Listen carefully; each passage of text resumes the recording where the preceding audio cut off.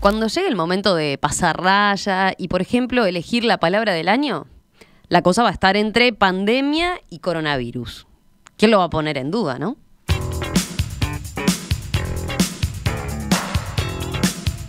Pero aunque el tema lo hemos tenido hasta en la sopa a esta altura, es tan complejo y cambiante que ha dado lugar a muchas confusiones para los que no están tan familiarizados con el trabajo científico. Ejemplo de eso es un audio con humor que circuló por WhatsApp. Estoy en shock con tanta información y no logro entender. El COVID-19 era como una gripe, pero es mucho más grave, pero la mayoría lo pasa sin síntomas, pero es una amenaza mortal, pero no debes temer, aunque haya miles de muertos. Las mascarillas no sirven, bueno si estás contagiado sí, pero puede ser peor usarlas si no estás contagiado, pero no sabes si lo estás así que mejor no usarlas, pero son obligatorias. Estamos jodidos porque los científicos no saben nada, pero saben cómo te contagias aunque no están seguros, pero te dicen que debes hacer y va a salir la vacuna, pero como el virus muta, no sirve ninguna, pero tranquilo porque pronto tendremos una. Y cuidado que no todas las mascarillas valen, pero basta una bufanda, pero eso no vale para nada y cuidado al quitártela que te infectas o me contagias. Hay que parar el contagio, pero no importa porque el 70% nos contagiaremos al final, pero no hay que dejar que crezca la curva, pero igual ya el virus estaba hace meses y la mayoría lo hemos pasado, y los que lo pasaron son inmunes, pero hay casos que vuelven a dar síntomas y en China volvió la cuarentena, pero no hay problema aunque mejor no salgas a la calle porque Estados Unidos tiene 80.000 muertos, pero hay otros que tienen menos de 200 y no hicieron cuarentena, pero Suecia tiene más. Ahí, con ese toque de humor, refleja todo lo que hemos escuchado en estos meses sobre el coronavirus. Bueno, a poco de que se cumplan entonces estos 5 meses de emergencia sanitaria, hoy les proponemos una puesta a punto. Un pasar en limpio la pandemia. ¿Qué se sabe hasta ahora del COVID-19?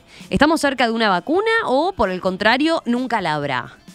¿Se genera inmunidad al virus? Bueno, para eso, en una nueva edición de la Mesa de Científicos, nos acompañan hoy, bueno, como siempre, el coordinador y, digamos, curador de este espacio, el doctor en Ciencias Biológicas, Héctor Musto. Héctor, ¿qué tal? Buen día, ¿cómo estás? Hola, ¿cómo te va? Bienvenida nuevamente a la mesa. Muchas gracias, muchas gracias. Y tenemos como invitados hoy a Juan Arbiza, doctor en Ciencias Biológicas, profesor grado 5 en Biología en la Facultad de Ciencias de la Universidad de la República, investigador grado 5 del PDCIVA y nivel 3 del Sistema Nacional de Investigadores. Juan, buen día, un gusto saludarte. Buenos días, un gusto estar aquí. También está Rodney Colina, doctor en Biología Celular y Molecular, especializado en Virología, profesor grado 5, director del Laboratorio de Virología del Centro Universitario Litoral Norte, investigador nivel 2 en el Sistema Nacional de Investigadores y grado 4 de PDCIVA. ¿Qué tal? Buen día, Rodney, un gusto saludarte también. Días, muchas gracias por la invitación. En la previa acá comentaban que parece que Paso de los Toros tiene la tasa en cantidad de virólogos más alta por cantidad de habitantes, ¿no? Los dos, Juan y Rodney, los dos de Paso de los Toros. Sí, exactamente. Así Dos es, virólogos, son pocos los virólogos acá en Uruguay. Bueno, y ahí concentran dos entonces. Y Eso es. ningún caso, no tenemos la cifra exactamente, pero imagino que ya hasta tendrán la vacuna y todo. Allí está todo controlado.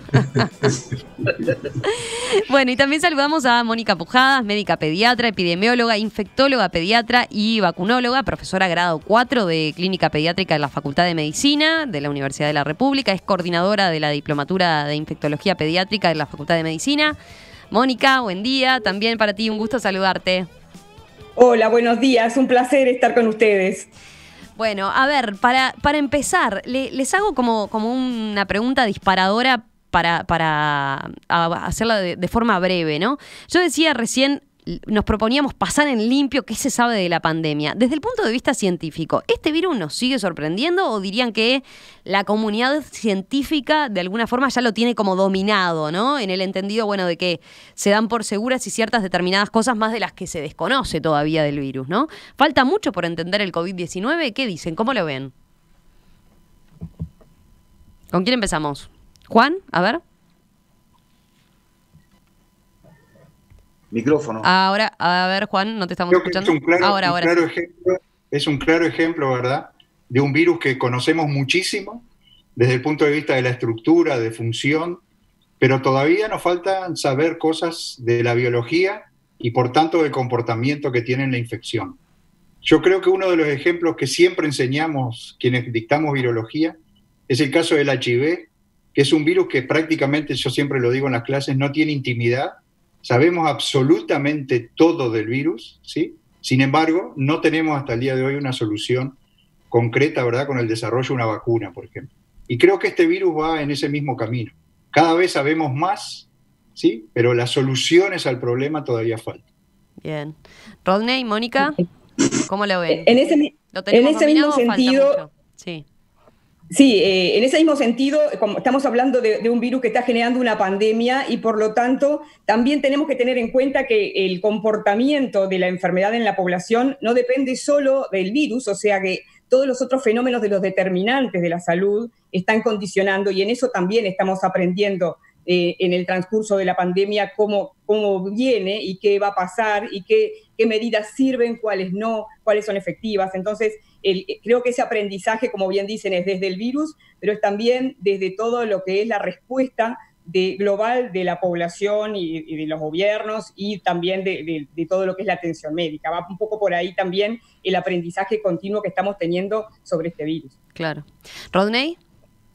Sí, yo coincido totalmente con los colegas. Creo que claramente es un problema mundial que va contra las características principales de nuestra cultura como especie.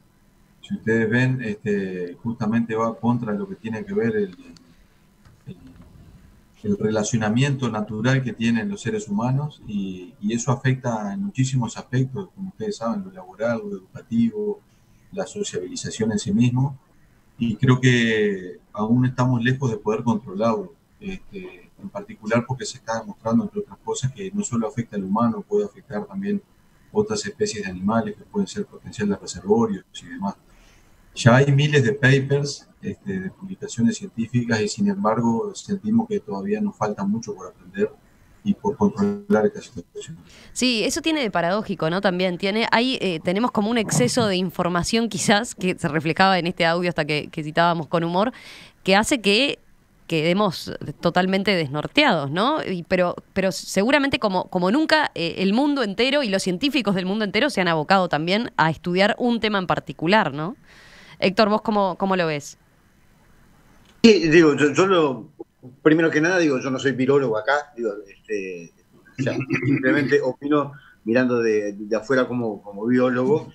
Es notable el esfuerzo que se está haciendo. También hay que tener en cuenta que esto tiene 8 o 9 meses, digo, porque no es tampoco un virus que vos digas hace 20 años que lo conocemos, que estamos trabajando, cosa que no es ninguna garantía, como decía Juan, ¿no? Como pasa con el HIV, pero además, digo, es un tiempo relativamente breve, relativamente no, absolutamente breve, porque hace un año ni siquiera soñábamos de podíamos estar en esta situación, y claro, y a veces yo pienso que un poco la saturación de información, digo, cuando te empiezan a llegar 10, 15, 20, 30 artículos por día, 40 artículos por día, de distintos laboratorios, etcétera. Entonces, con información contradictoria entre sí, es muy difícil poder asimilarlo si llegar a un hilo conductor que tenga esto, ¿no? Aparte de las características propias que tenga el virus. Por eso nosotros decidimos abordarlo en una mesa para que quede clarísimo. A eso se comprometieron todos los que participaban, ¿no? ¿Era así? Exacto. Exactamente. Bueno, les empiezo preguntando, capaz que vale la pena recordar un aspecto sobre el cual hablamos mucho al principio, ¿no? Una cuestión más bien técnica, una explicación técnica que se requiere respecto a por qué este virus se expandió a la velocidad que lo hizo, ¿no? ¿Qué diferencias hay, si es que existe, por ejemplo, entre una pandemia viral y una bacteriana? Capaz que podríamos profundizar en eso. Bien. ¿Cuál de los virólogos se anima? A ver. ¿Rodney y o...? ¿Podría dejarles algo antes? Sí. Una diferencia entre pandemia y epidemia. Digo, porque muchas veces creo que para la población en general es bueno que se explique eso. Perfecto. como quieran. Si quieren, explico primero ese aspecto. Dale. Básicamente, cuando hablamos de pandemia, epidemia, brotes, etcétera, nos estamos refiriendo a formas de presentación de las enfermedades en una población, en la comunidad. Básicamente, cuando hablamos de epidemia, lo que estamos hablando es de que aumentan los casos, la frecuencia, la ocurrencia, como se llame, de los casos de determinada enfermedad o infección en la población a niveles mayores de los esperados o de los que había anteriormente. Y que, por otro lado, se requiere también que después haya un descenso de esos casos. Eso constituye una epidemia. Para eso lo que se requiere es una medición adecuada de cuál es el nivel anterior. O sea, si no sabemos cuántos casos había, es difícil que podamos determinar si hay o no epidemia. Y la otra situación que configura una epidemia es la aparición de una enfermedad que antes no existía. Para una región, por ejemplo, un solo caso de una enfermedad exótica puede constituir una epidemia técnicamente porque antes no había ningún caso. ¿Me explico? Uh-huh. Entonces, en principio, para hablar de epidemia requerimos un aumento de la frecuencia de casos mayor a lo esperado en determinado lugar y tiempo.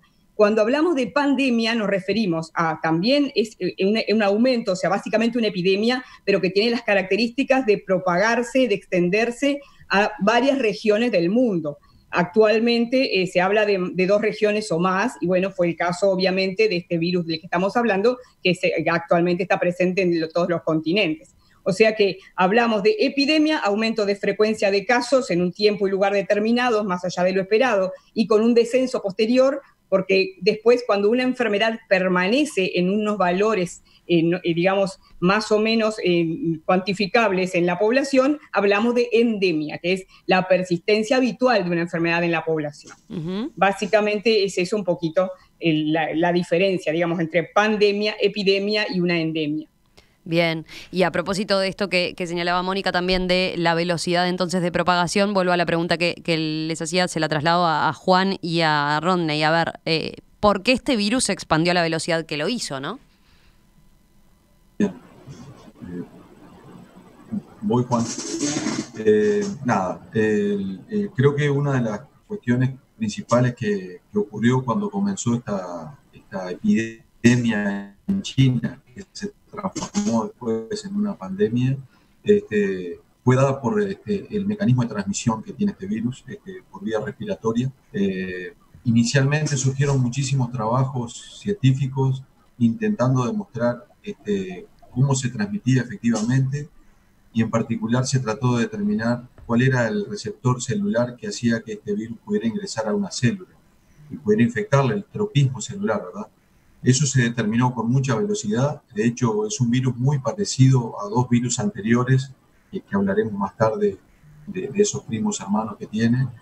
Pero lo que es importante de decir que una persona infectada se demostró que era capaz de transmitirlo en pequeñas microgotas invisibles a nuestra vista, que poseen una cantidad elevadísima de virus y que tienen la capacidad de permanecer en el aire un tiempo determinado y a una distancia determinada. De ahí el tema posterior de la disrupción social y demás.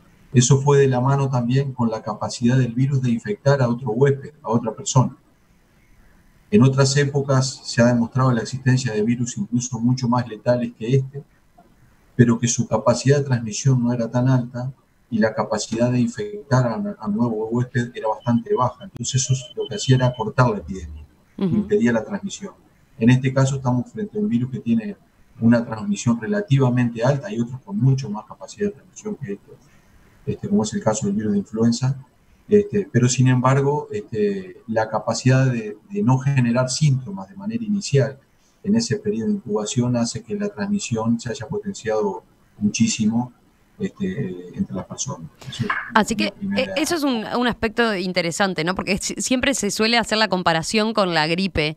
Entonces, Rodney, lo que decís es si en realidad la gripe se contagia, a ver si te entendí bien, se contagia, tiene más capacidad la influenza tiene más capacidad de contagiarse, pero la dificultad, el key de la cuestión está en que el coronavirus lo que lo complica es los famosos asintomáticos.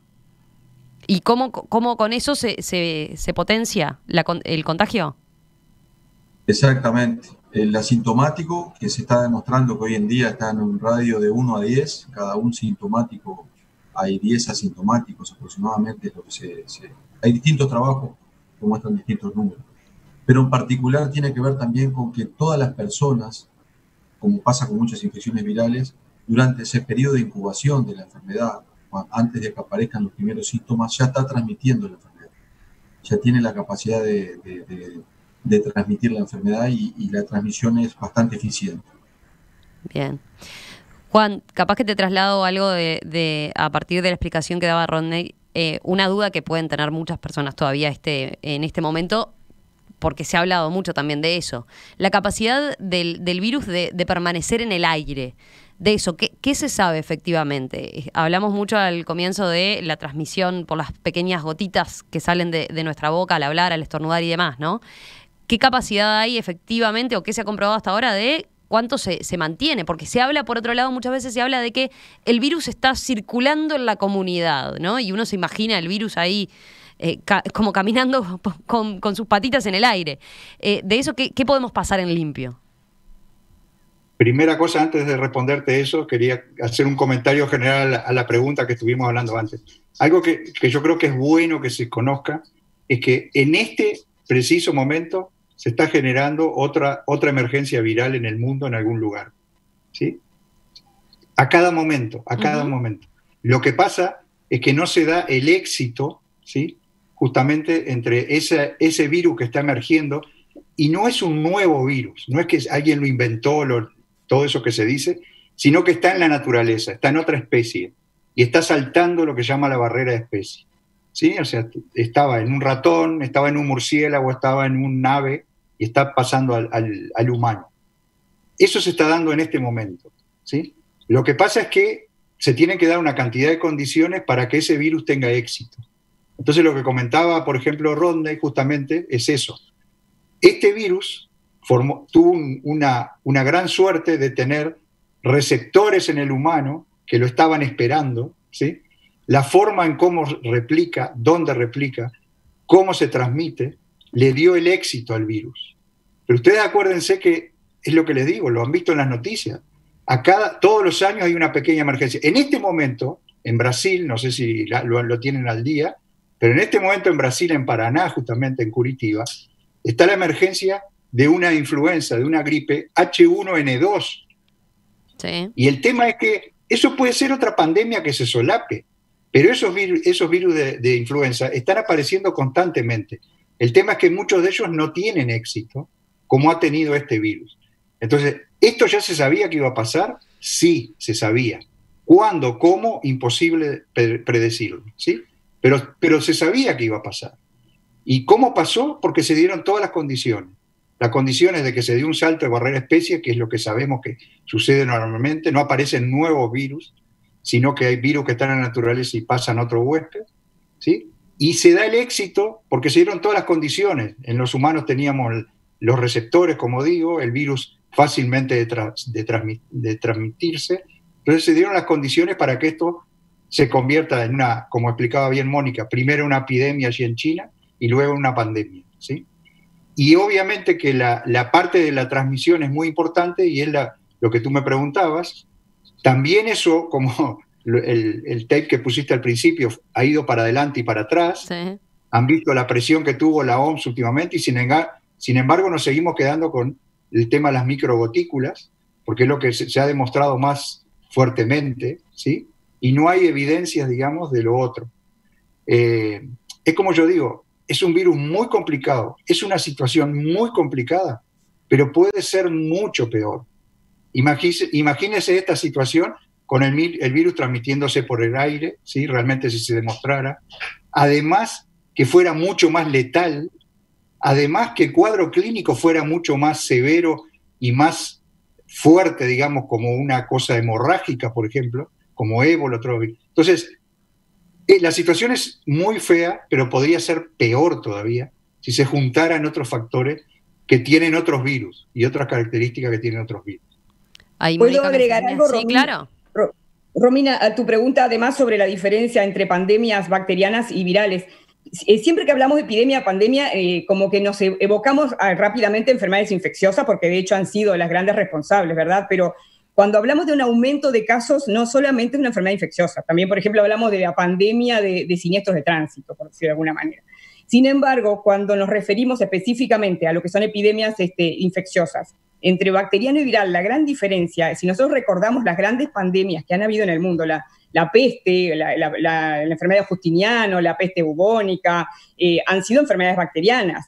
La difteria es una enfermedad bacteriana que generó epidemias muy grandes. Gracias a la vacuna ahora no tenemos casos, pero la gran diferencia, y si evocamos las últimas pandemias que sí han sido virales, las pandemias de influenza, la pandemia del VIH, el ébola, etcétera, es justamente lo que bien decían Rodney y Juan recién, de esa capacidad de la adaptación que tiene el virus, de la mutación y del cambiar de especie, adaptarse a otra especie, y después de que se dé transmisión interhumana, que es la otra condición que tiene que haber para que se convierta en una pandemia. Y por eso esa es una diferencia importante entre las virales y las bacterianas. Y es que realmente las últimas pandemias y las que vamos a tener, probablemente, como bien dice Juan, son virales, básicamente.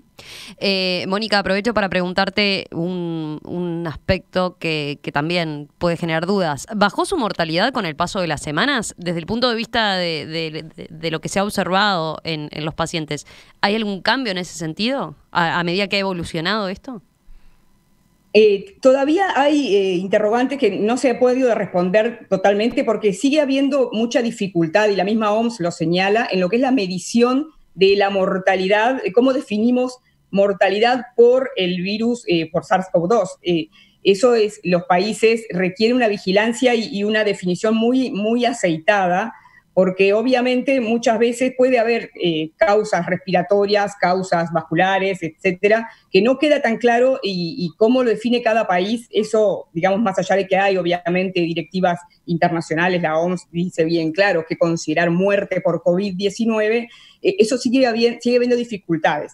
En ese sentido, la mortalidad se puede identificar como un cierto descenso con respecto a las mediciones primeras, pero puede haber mucha variación según cada población. Por tanto, creo que es muy prematuro decir que haya bajado la mortalidad, más allá de que como fenómeno de salud, digamos, es esperable que en el transcurso de una pandemia, mientras se va enfrentando la pandemia, el aprendizaje que se va generando de cómo diagnosticarlo, de cómo manejarlo clínicamente, de cómo tratarlo, también necesariamente lleva a que pueda bajar la mortalidad. Eso es un fenómeno global, digamos, de cómo se enfrenta un sistema de salud, por ejemplo, en una pandemia. Claro. En ese sentido, es esperable. Pero volvemos a ese punto de que, dadas las dificultades que puede haber en la catalogación de muerte por COVID-19, es difícil decir que la mortalidad efectivamente haya bajado. Todavía hay que mejorar mucho lo que es la medición. Bien, ahí introducías otro aspecto que es, bueno, la efectividad o no de los tratamientos que se están haciendo, ¿no? También eso fue otro aspecto de discusión, ¿no? ¿Qué medicamento se suministra a los pacientes? Eso tampoco, por lo que tengo entendido, tampoco está saldado, ¿no? Tampoco. Como bien es brillante ese audio que tú mostrabas inicialmente, porque realmente creo que esta es una mesa de científicos, pero lo que más tenemos que contribuir los científicos es tal vez el manejar la incertidumbre. Y por otro lado, otro concepto que creo que es importante transmitir es que cuando hablamos de decisiones en salud pública, como puede ser el introducir una vacuna, introducir un tratamiento, tenemos que hacer como un equilibrio entre el seguir todo un proceso de evidencias y un proceso de investigación científica, pero a su vez ser oportunos en la intervención. Y eso a veces hace, y como ustedes saben, el desarrollo de vacunas, por ejemplo, está siendo mucho más acelerado que lo que habitualmente ocurre. Entonces, eso también es un equilibrio delicado que desde la ciencia y desde lo que son los tomadores de decisiones hay que tener. En ese sentido, tratamientos también hemos ido aprendiendo en el transcurso de la pandemia y hemos ido aprendiendo con respecto a tratamientos que se aplicaban con lo que fue la epidemia del SARS del Medio Oeste, del Medio Oriente, o la de China del 2003, con otros coronavirus, digamos.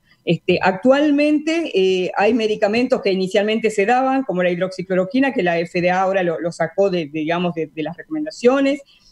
han tomado más fuerza el uso de corticoides como la dexametasona, que también inicialmente, como para otros coronavirus, se había dicho que podía aumentar la replicación viral, no se daban, pero que para este sí está demostrando disminución en diferentes papers, disminución de la mortalidad, disminución de acortamiento de los síntomas, etcétera. Y hay un gran desarrollo de lo que serían productos biológicos, inmunomoduladores, digamos, inhibidores de los mecanismos de inflamación que también están siendo prometedores en la investigación, pero que todavía no está, digamos, definido totalmente. Y los antivirales, que también algunos antivirales que algunos ya eran conocidos, pero que para este virus se están aprobando recién, como el Remdesivir, están dando buenos resultados en investigaciones clínicas. Pero todavía tenemos también camino por recorrer en ese sentido. Les propongo hacer una breve pausa y a la vuelta conversamos sobre un aspecto súper importante que lo adelantaba Mónica, ¿no? La vacuna. ¿Qué pasa con la vacuna? ¿Va a haber algo que efectivamente nos termine protegiendo? ¿Qué características puede llegar a tener esta vacuna? ¿Qué hay que tener presente en ese sentido? Hacemos una breve pausa y enseguida volvemos con eso. Esta mañana aquí en Perspectiva tenemos una nueva edición de La Mesa de Científicos. La intención hoy es pasar en limpio al COVID-19, digamos así. Bueno, ¿qué se sabe hasta hoy exactamente de la pandemia del coronavirus? Y también, ¿podemos pensar o no en una vacuna en el corto plazo? ¿Qué tan efectiva puede ser? De eso es que estamos empezando a conversar con el profesor en virología, Juan Arbiza, la médica, epidemióloga y vacunóloga Mónica Pujadas y el virólogo Rodney Colina, además de nuestro habitual colaborador y coordinador de este espacio, por supuesto, Héctor Musto. Un apunte para pasar en limpio de lo que hablamos recién. Cuando hablamos de el virus, la capacidad del virus de permanecer en el aire, ¿no? O en las superficies. ¿Qué pueden decirnos al respecto? Rodney, a ti te había quedado algo para comentar de eso respecto a una investigación reciente, ¿no? Sí, exactamente. Una de las cuestiones que se intentó responder inicialmente fue cuánto tiempo el virus permanecía activo en superficie, ¿verdad? Sí. Quiero destacar que para este tipo de estudios se necesitan, por ejemplo, entre otras cosas, hacer tomas de muestras de superficies y hacer cultivos de células en laboratorios de nivel 3 para poder demostrar la actividad viral. O sea, no es algo tan simple de hacerlo en ese sentido. Ahora, se demostró que, por ejemplo, en superficies de plástico puede estar hasta 2 y 3 días el virus activo. Se demostró que en microgotas de agua en el aire puede estar hasta 10-12 horas el virus activo. El tema con las microgotas en el ambiente es que generalmente caen, no por el peso del virus, como se dijo alguna vez, eso no es así, sino por el peso en sí de la microgota y se deposita sobre la superficie. Entonces, de ahí la importancia de la desinfección de las superficies con detergentes o etanol 70 o algún tipo de compuesto que recomienda el Ministerio de Salud Pública y la OMS.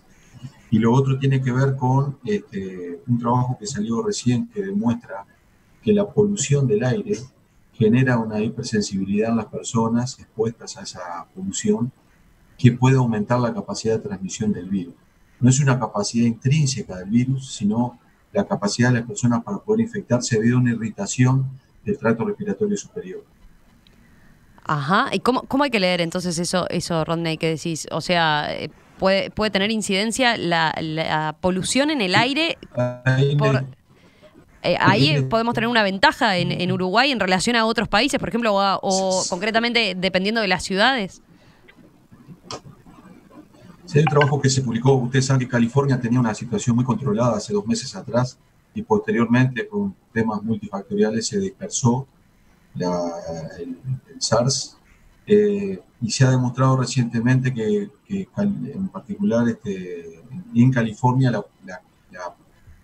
el grado de contaminación del aire por dióxido de nitrógeno, dióxido de azufre, monóxido de carbono y otros compuestos, hace que las personas estén más expuestas a una irritación del tracto respiratorio y por tanto son de alguna manera un poco más permisivos a infectarse que otras personas que no están expuestas a ese tipo de compuestos. Entonces, esto es simplemente una observación que se ha hecho, se hicieron varios estudios demostrando que eso podía ser un factor importante. En Uruguay, por suerte, no tenemos ese problema, pero como ven, hay cuestiones que son intrínsecas del propio virus y hay cuestiones que son intrínsecas del ambiente en el cual uno vive. Y de cómo juega entonces ese virus en el ambiente, ¿no? O el ambiente, digamos, en el virus. Otra pregunta que quería hacerles. ¿Qué se sabe hasta ahora de qué pasa con la gente que efectivamente contrajo la enfermedad, ¿no? Que contrajo el virus? Se hablaba en un comienzo de la inmunidad de rebaño, ¿no? Aquello de que, bueno, el que ya se había contagiado quedaba libre, digamos, y después curado, y que de alguna manera las sociedades tenían que empezar a abrir el grifo para que empezara a contagiarse más gente, porque de esa manera después se iba a generar una inmunidad general, digamos, ¿no? ¿Es así? O hoy en día lo que se sabe es que efectivamente uno puede contagiarse hoy y dentro de 6 u 8 meses volver a contraer la enfermedad. ¿Quién se anima con esto? Lo voy a responder de forma general y le voy a dar la palabra después a los colegas que seguramente lo van a responder más en particular. Yo creo que el tema de la respuesta inmune, que es lo que está implícito, digamos, en tu pregunta, Romina, es de los capítulos del coronavirus que todavía nos sigue teniendo, ¿verdad?, en alerta, que hemos leído una cantidad de cosas, de trabajos, y realmente es algo que no está claro del todo. Hay unas preguntas, digamos, que todavía siguen faltando y que son muy importantes de tenerlas. Entre otras cosas, por ejemplo, para el éxito que puedan tener las vacunas, ¿sí? Y es, ¿qué tipo de respuesta inmune realmente existe?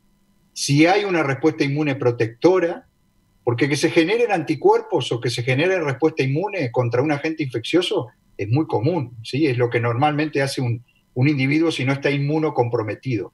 El problema es que esa respuesta inmune sirva para algo, para protegernos. Y eso es lo que hay una cantidad de literatura y también es otro de los temas que va para adelante y va para atrás. Por ejemplo, para darles una idea, muchos países comenzaron con el acopio, ¿verdad?, de sueros hiperinmune para hacer uno de los tratamientos, que es lo que se llama la inmunización pasiva. Uh-huh. Aquí en la región hay un tratamiento que se usa muchísimo y que tiene mucha experiencia, que es la gente en Argentina, sobre todo en el norte de Argentina, con una enfermedad viral que se llama fiebre hemorrágica argentina. Tienen muchísima experiencia porque justamente usan sueros de pacientes que se infectaron y con eso es lo que se hace la inmunización y es lo que llaman en inmunología inmunización pasiva, porque lo que tú estás haciendo es ya le estás poniendo los anticuerpos. En esa cantidad de países que empezaron a hacer el acopio en el mundo de suero, se dieron cuenta que algunos de esos pacientes no tenían respuesta inmune. Entonces, hay una cantidad de información, pero no hay nada concreto hasta el momento, y hay una respuesta que en enfermedades infecciosas es muy importante, y yo desde los primeros días de marzo empecé a preguntárselo a varios colegas en el mundo para ver si ya la tenían, y hasta el día de hoy no la tenemos, es si realmente hay reinfecciones con este virus. Eso es fundamental, claro, porque tenemos muchos virus que existen, que nunca se desarrolló una vacuna, y que las reinfecciones son periódicas. Mónica padece, como pediatra, ¿verdad?, en el Pereira Rosell, las infecciones todos los años, ¿verdad?, del virus respiratorio sincicial que se descubrió en el año 56, y al día de hoy no existe una vacuna efectiva. Y entre otras cosas, ese virus produce reinfecciones todos los años. Entonces, este virus también va a producir reinfecciones. O sea, creo que es el gran capítulo. Cuando dijimos al principio que hay un gran conocimiento, que hay un gran avance, este es el capítulo que a mí me preocupa y realmente creo que no está concreto todavía. Y va una carrera en paralelo de desarrollo de vacuna y esto que no se conoce todavía. Entonces, por ahí llegamos con una vacuna y resulta que después la respuesta inmune tiene una característica que no estaba prevista o algo así. No quiero ser alarmista, pero esto es la realidad de lo que estamos viviendo, ¿sí? Esto lo quería comentar de forma general. Perfecto. ¿Quieren agregar algo de eso? Sí, dale, Mónica. Complementando lo de Juan, acaban de ser publicados dos artículos que como que generaron un poco de preocupación en la comunidad científica, que es uno de China y otro de Reino Unido, que justamente señalan que la inmunidad podría estar durando, medida a través de la generación de lo que son los títulos de anticuerpos, ¿verdad? Estaría durando no más de 3 meses. Creo que ese fue bastante difundido, esa información, y eso podría estar planteando la posibilidad de reinfecciones Y también complicando la posibilidad de inmunidad de rebaño, porque para adquirir inmunidad de rebaño, como bien decía Romina, además de tener títulos de anticuerpos en determinada proporción de la población, esa proporción debe ser adecuada y esos títulos deben estar sostenidos en el tiempo para poder ir generando la inmunidad de rebaño. Entonces, estas investigaciones que están mostrando la caída de los anticuerpos, sobre todo en las personas que han padecido la enfermedad en forma asintomática, que generarían una respuesta inmune más baja, eso realmente es un elemento a tener en cuenta para considerar cómo podría ser el comportamiento de esta enfermedad. Puede ser que efectivamente haya posibilidad de reinfección y puede ser que no tengamos grandes expectativas, por lo menos por ahora, a lo que sería la inmunidad de rebaño por la infección natural. Bien. Bueno, y este tema nos hizo desembocar, como decíamos, en lo de las vacunas. Héctor, a ver, ¿vos por dónde vas con ese tema?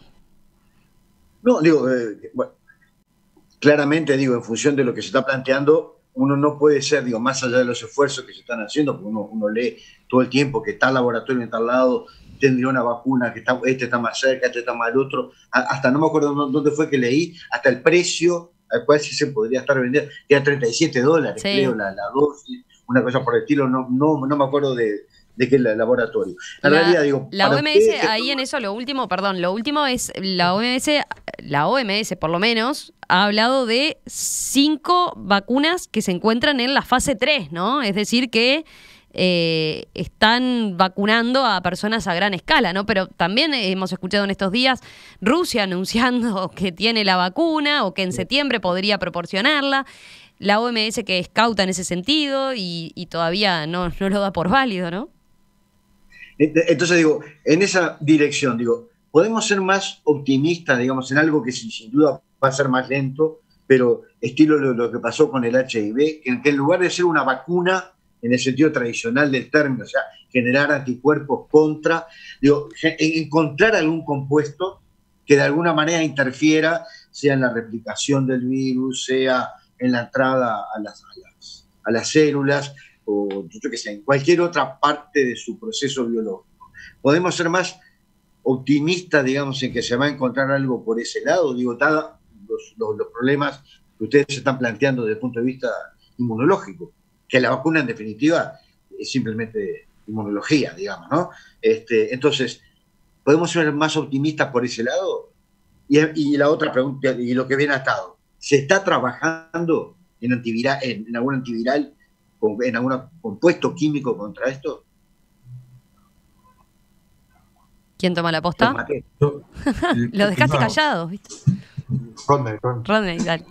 No, yo quería, antes de responder la pregunta, Héctor, comentar algunos temas concretos que está bueno que la gente lo sepa. Primero que nada, que hacer una vacuna normalmente lleva entre 2 y 5 años promedialmente, o incluso más, o incluso, como bien decía Juan, nunca se logra desarrollar una vacuna efectiva como pasó con el respiratorio sincicial humano y como pasa hoy en día con HIV, que no hay una vacuna, entre otros virus, ¿verdad? O como pasa con el virus de influenza, que es una vacuna que se da todos los años porque el virus va cambiando estacionalmente. Entonces, hay un aspecto no menor de este tema de los virus, es que tienen una enorme capacidad de mutación, de cambiar genéticamente. Y eso complica mucho las cuestiones de generación de vacunas y también el tema de lo que tiene que ver con la inmunidad.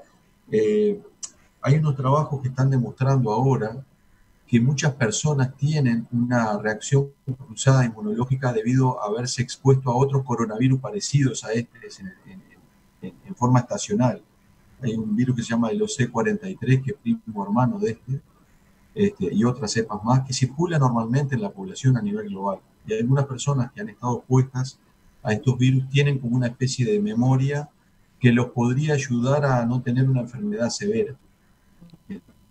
Eso está en estudio, pero respondiendo un poco a la pregunta que planteaba Héctor, en un virus que muta tanto, lo que se está tratando de comprender es cómo funciona el sistema inmunitario. Se está demostrando que la respuesta inmunitaria innata, temprana, este virus es capaz de disimularla y retrasarla en el tiempo, y eso genera después lo que se llama una nube de citocinas, es una reacción exacerbada del sistema inmunitario, que es lo que termina afectando severamente al paciente que está hospitalizado, ¿verdad? Entonces, llevar a cabo una vacuna, hacer que pase por todas sus fases y que vaya a la población general, no es una decisión fácil para los cuerpos de salud y tiene que estar muy seguro de que eso funciona, porque incluso una vacuna mal aplicada puede generar daños colaterales importantes. Entonces, en eso hay mucha cantidad de estudios que demuestran que es necesario cumplir con todas las etapas para que la vacuna sea segura. Voy a salirme del tema. ¿Se acuerdan la discusión que hubo, que hay incluso con el tema de la vacuna del papilomavirus hasta hace poco? Por mil aspectos de esto. También otros temas que han ocurrido con una corriente muy grande que hay a nivel mundial que está yendo contra el tema de las vacunas, más allá de que yo no lo comparta. Entonces, digo, la vacuna realmente tiene que ser una herramienta probadamente eficiente para poder generar confianza en su aplicación. Veía que, por ejemplo, en relación a esto que dice Rodney, hay los acuerdos de suministro que los fabricantes están alcanzando con los gobiernos incluyen, por ejemplo, que asuman las posibles indemnizaciones en caso de futuras demandas, ¿no? Por si esto no funciona, si llegado el caso de que haya una vacuna y que en principio demuestre que cierta efectividad, bueno, ¿quién nos asegura que dentro de 4 o 5 años o según que alguna característica del paciente que no se haya considerado en un primer momento, bueno, después no le genere algún efecto que haga que sea demandado el laboratorio o la empresa que esté por medio, ¿no? Acá por eso dicen, los fabricantes están asegurando que los gobiernos sean los que respondan en caso de que haya una indemnización, ¿no? Sí, como bien decías, Romina, hay más de 163 vacunas en desarrollo y en fase clínica más de 26 hasta lo último que revisé. Algunas de ellas están bien avanzadas. Con respecto al optimismo que decía Héctor, yo creo que acá se trata de tratar de ser lo más objetivos posible y lo que sí parece claro es que los esfuerzos se están haciendo con el máximo rigor, más allá de la aceleración de los procesos de producción de una vacuna, que como bien decía Rodney, pueden llevar 15 años de repente el desarrollo en tiempos no pandémicos de una vacuna. De todos modos, todavía quedan muchas incógnitas y muchos desafíos para las vacunas, que son sobre todo el demostrar esa inmunogenicidad que están mostrando, cuánto dura, cuál debería ser la dosis a aplicar, y eso les estoy comentando lo que serían las preguntas a responder para las más avanzadas, ¿no? Para las que están en fase 3. ¿Cuál debería ser la dosis a aplicar para generar realmente esa respuesta que vienen demostrando las fases anteriores? Y a su vez, qué margen de seguridad tienen, justamente porque al aumentar la dosis aumenta también la posibilidad de efectos adversos, y uno de los efectos que se teme, un poco como decía Rodney, es como la amplificación de una respuesta inmune frente a la infección. Y por otro lado, incluso teniendo disposición, poniendo tener vacunas en un plazo relativamente breve, habría que ver luego la capacidad de que los países la tengan, la sustentabilidad, a qué grupos aplicarla, porque tampoco es fácil de resolver cuáles serían los grupos objetivos. Entonces, realmente creo que la OMS señaló la posibilidad para fines del 2021, Estados Unidos está hablando de principios del 2021, pero creo que tenemos que ser objetivos y saber que todavía queda camino por recorrer y que aún teniendo una vacuna que pudiera demostrar su efectividad y su seguridad, incluso cómo haríamos para que llegara a nuestros países, que eso también hay previsiones desde nuestro gobierno, el Ministerio de Salud ha estado, digamos, comunicando que estaría previendo la posibilidad de que una vez que hubiera disponibilidad de vacunas traer, pero realmente son todos aspectos que tenemos que tener en cuenta pensando que no va a ser tan sencillo el tener una vacuna pronto. Juan. Sí, yo quería agregar un poco a lo que han dicho los colegas, que coincido totalmente, obviamente. Es que en realidad lo que nosotros estamos diciendo no queremos ser pesimistas, ¿sí? O sea, lo que pasa es que somos realistas.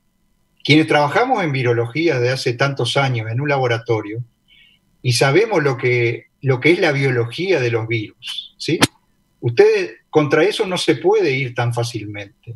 Y acá, en una infección viral, como en otras infecciones con otros agentes, se combinan dos cosas. El agente infeccioso, en este caso el virus, y todo el desarrollo de la respuesta inmune que se da en un individuo, ¿verdad? Entonces, esas dos cosas, poderlas conjugar, es muy difícil, ¿sí? Entonces, para que ustedes tengan una idea, cuando llegó la biología molecular, que con Héctor fuimos los pioneros por la edad que tenemos, ¿sí? Parecía que se iba a solucionar todo. Y ahora hemos recorrido tanto camino, y es eso lo que les digo, prácticamente los virus no tienen identidad de todo lo que conocemos, pero mucho de ese desarrollo fue de alguna manera muy acelerado y de alguna manera se dejó de lado todo lo que hacía el individuo frente a una infección viral. Y eso se ha tratado de retomar ahora, y es lo que hay que tratar de conjugar. Y eso es lo difícil. Si todavía estamos dando vuelta en cuándo es la respuesta inmune, si dura 3 años, si hay reinfecciones, imagínense lo que podemos decir con veracidad de lo que puede ser una vacuna.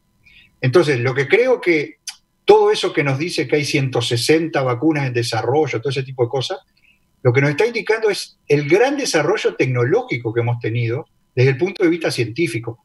Uruguay podría meterse a hacer alguna de esas vacunas, porque ahí hay vacunas inactivadas, vacunas recombinantes, vacunas ácidos nucleicos, y acá en Uruguay hay colegas y todos hemos intentado hacer alguna especie de vacuna, o las investigaciones que hacemos terminan siempre con el fin de una vacuna. Pero una cosa es el desarrollo tecnológico de la vacuna y otra cosa es lo que Rodney y Mónica están comentando, y es lo que yo también trato de resaltar, es la eficiencia de esa vacuna, cuán eficaz va a ser.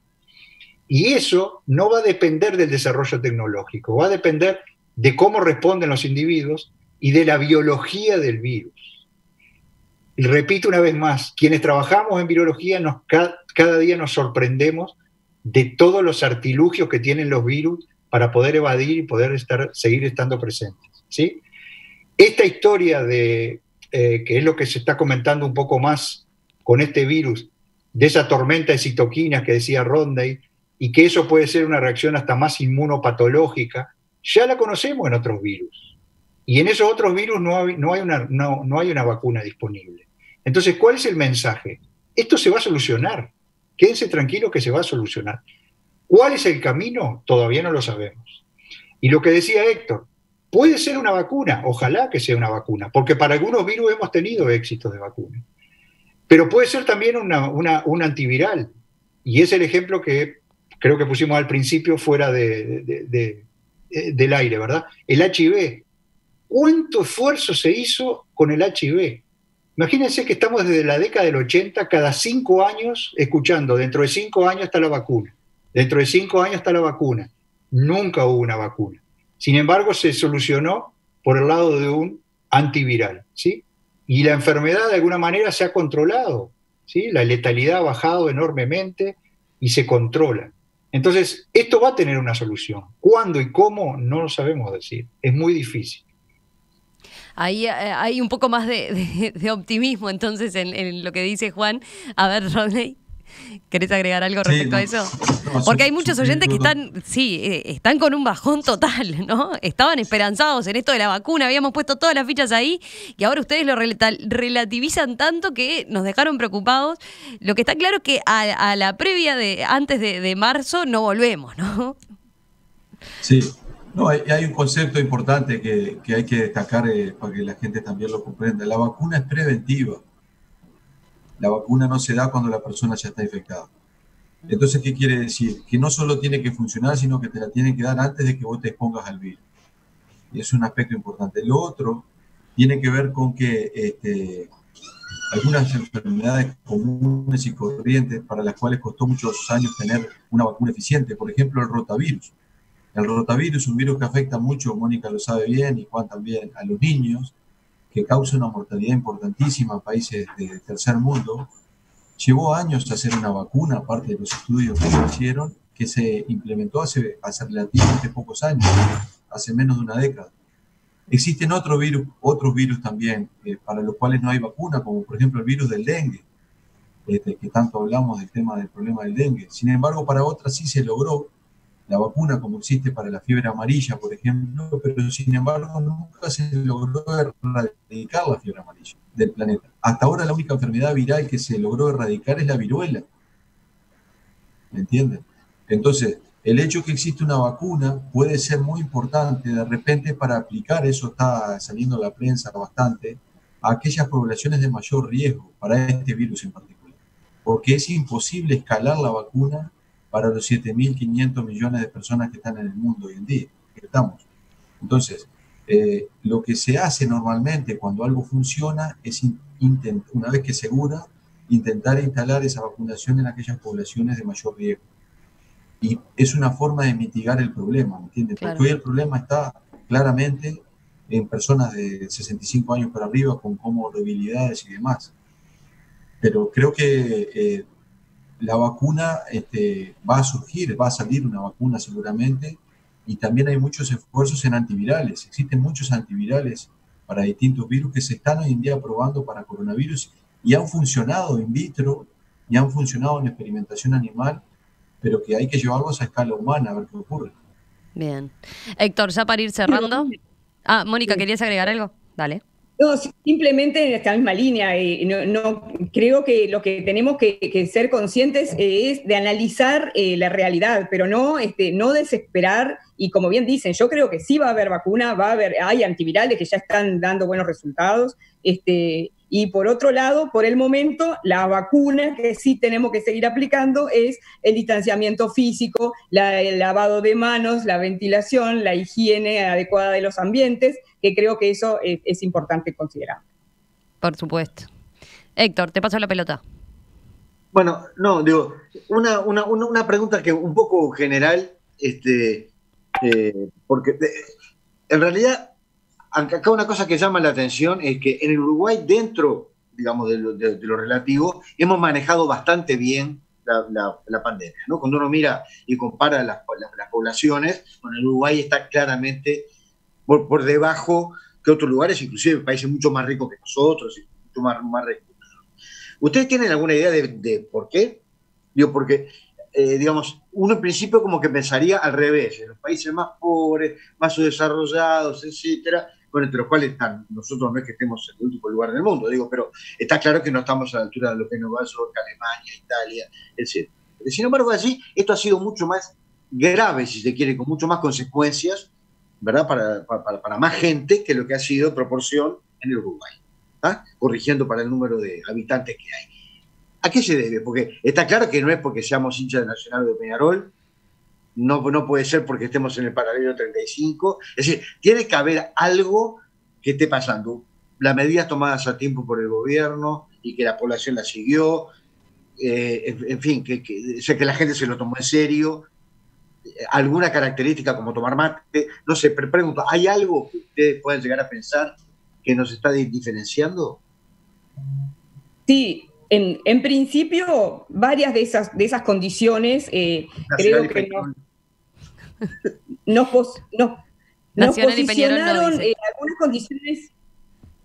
algunas condiciones que teníamos ya nos condicionaron como con ventaja. Yo creo que, por ejemplo, un sistema nacional de salud que tenía fortalezas ya previas, por ejemplo, en cuanto a una buena disponibilidad de un primer nivel de atención o una capacidad de atención prehospitalaria, una buena dotación de recursos tanto humanos como técnicos como materiales, y por otro lado, como tú bien decías, Héctor, las medidas que rápidamente se tomaron, tal vez porque fuimos también aprendiendo de los que habían transcurrido antes por la pandemia, pero medidas que se tomaron rápidamente en cuanto a disminuir las aglomeraciones, lo que fue el cierre de las clases presenciales inicial, de la atención de la asistencia médica inicial, y sobre todo el rápido desarrollo de la capacidad de identificación de los casos, de testeo de los casos y de los contactos y del seguimiento. Creo que eso fue de las fortalezas que más hicieron que pudiéramos mantener el control de la epidemia. Por supuesto que lo que hace a nuestras características como población de no somos una población de alta densidad, obviamente eso también ayuda. Lo que decía Rodney, yo creo que sí, de la polución, cada vez hay más evidencia de que podría también ayudar cuando no tenemos tanta contaminación ambiental, pero sobre todo esas medidas creo que fueron las que se han mantenido. La población realmente adhirió inicialmente a lo que fue la cuarentena voluntaria, y creo que todo eso, más el trabajar juntos y dar un mensaje de credibilidad desde lo que fueron las autoridades sanitarias, el gobierno, la comunidad científica, las sociedades, etcétera, me parece que contribuyó a que entre todos hayamos por el momento logrado el control. ¿Alguno más sobre esto o pasamos al cierre nomás? Yo quería hacer un comentario. Sí, dale, Rodney. Creo que totalmente lo que decía Mónica es tal cual. Pero creo que hay una cosa que Uruguay logró en tiempo récord, que es difícil en Uruguay que se logre, que es generar esa interinstitucionalidad de poder hacer funcionar sobre la marcha el Ministerio de Salud Pública, la Universidad de la República, Clemente Estable, el Instituto Pasteur, INEA, el LATU, en fin, tantas instituciones que cada una desde su rincón está poniendo sus capacidades para poder mitigar esta situación. Y en ese sentido creo que otra cosa destacable es que la gente entendió que era un problema. Porque yo recuerdo acá en Salto, los primeros 15, 20 días de abril, no andaba nadie en la calle, o sea, la gente realmente tuvo una respuesta increíble. Ahora realmente no está pasando tanto eso, pero también está la percepción de que hay pocos casos y demás, ¿no? Uh-huh. Pero creo que no podemos bajar la guardia, siempre tenemos que referirnos a los sitios oficiales del Ministerio de Salud Pública para los cuidados, pero por ejemplo lo que han hecho las departamentales de salud en el interior del Ministerio de Salud Pública, lo que han hecho, Uruguay pasó de tener unas pocas decenas de test por día a más de 3.000 por día. Estamos hablando del 1% de la población en 24 horas. Estamos hablando de que todos los brotes que han ocurrido se han logrado apagar por todo lo que Mónica describía. Y eso no lo lograron todos los países. Hubo muchos países que no lo pudieron lograr. ¿Ah? Y por más que seamos pocos, no somos tan pocos a la hora de que una enfermedad, un virus como esto se expanda. O sea, en cualquier ciudad promedio, en cualquier barrio, esto se puede expandir de manera muy acelerada. Y yo creo que ha habido también un comportamiento de la gente que al comienzo ayudó mucho, ahora yo creo que se ve menos, esos cuidados se están viendo cada vez menos, y que siempre es importante refrescarle a la gente que no estamos todavía en una situación de control de la situación. Yo quería hacer un comentario general, digamos, respecto a esto, y creo que no hay duda que el sistema de salud que tenemos es excepcional, que el sistema de compromiso de la población, como decía Rodney, es de las cosas que yo he dicho. Somos pocos, como dice Rodney, obviamente se puede descontrolar aunque seamos pocos, pero el ser pocos ayuda, el ser educados, el tener el comportamiento de respuesta que tiene la población es muy buena. Y eso ha ayudado muchísimo. Y eso yo lo remarco porque no sé si toda la población lo tiene claro, pero en los últimos años ha habido emergencias de dengue, virus del Nilo Occidental, chikungunya, Zika, para nombrarles algunos, y en el Uruguay no entraron esos virus. ¿Por qué no entraron? Como dice Héctor, ¿porque tomamos mate? No, hay otra actividad que hay que destacar muchísimo en el país. Todos estos virus están dando vuelta en Brasil y en Argentina. No tenemos que ir más lejos. Y Uruguay está blindado. Entonces es por algo, y hay que reconocerlo, ¿sí? Tenemos realmente un sistema muy, muy bueno. Bien. Héctor. No, digo, creo que dentro de la parte más de ubicamos, falta un rato todavía como para tener una vacuna o un antiviral. Yo rescataría, digamos, lo que se estaba planteando recién en el sentido de tenemos que seguir teniendo cuidado, tenemos que cuidarnos, tenemos que seguir usando las mascarillas esas tan incómodas que hay, ¿no? Porque ayer entrando a un supermercado me hacía gracia porque me puse a conversar con el muchacho ahí. Digo, yo llegaba a entrar hace 7 meses al supermercado con lentes negros, que justo me había olvidado sacar, más la máscara, me pegaban un balazo. Digo, y ahora, al revés, no, póngase la máscara. Bueno, acostumbrarnos a que esa es parte de la normalidad a la cual vamos a seguir estando durante mucho tiempo, y mientras sigamos cumpliendo, bueno, que los científicos especialistas en esto sigan trabajando, bueno, ojalá que cuanto antes logren algo, pero saber que al menos acá en el Uruguay estamos razonablemente bien encaminados como para pelear, como para que esto no nos destroce, ¿verdad? Sí, sin duda creo que aportamos mucho en cuanto a eso también, ¿no? Lo que decíamos ahora de las vacunas. Bueno, si no es una vacuna, será alguna otra cosa que pueda surgir, o si es la vacuna, a qué poblaciones específicamente hay que llegar con esa vacuna para que entonces podamos empezar a salir de esto con todos los matices que tiene, ¿no? Y con todo esto que señalaban y que hacían hincapié los tres de falta. Miren que falta todavía. Juan Arbiza, Mónica Pujadas, Rodney Colina, Héctor Musto. Gracias a los 4, Muchísimas gracias por participar esta mañana y Héctor, gracias a vos por coordinar esta mesa de vuelta. Bueno, muchas gracias a todos. Nos reencontramos pronto, ¿qué les parece? No sé, en unos meses hacemos otra puesta a punto. Eso es. Un placer. Quedamos así. Capaz que con algo más de luz al respecto, Nos podemos preguntar cómo fue con la vacuna. ¿Qué reacciones tuvimos? ¿Cómo nos fue con la vacuna? ¿Qué reacciones tuvimos? Queda anotado entonces. Que pasen bien, gracias.